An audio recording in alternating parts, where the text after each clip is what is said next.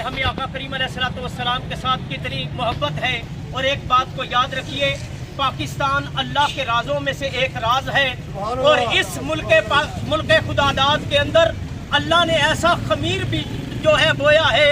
और ऐसा खमीर रखा है कि जब भी गुस्ताखे रसूल अपनी सर को उठाएगा यहाँ पे गाजी इल्मुद्दीन शहीद पैदा होते रहेंगे और वो उनके सन और उनके सरों को तन से जुदा करते रहेंगे। और मुल्क पाकिस्तान के अंदर इसकी बुनियादों के अंदर खुद नबी करीम अलैहिस्सलाम का हाथ है। और कल 1500 साल पहले जिसको नबी करीम अलैहिस्सलाम ने जिन जंजीरों को गुलामी की तोड़ के सिर्फ एक गुलामी रसूल का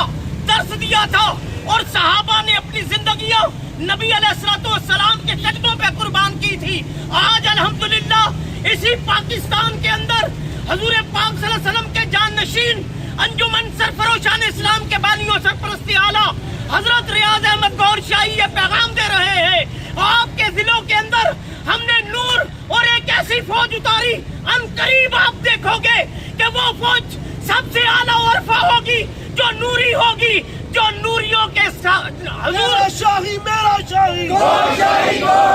मेरा शाही मेरा गोशाही।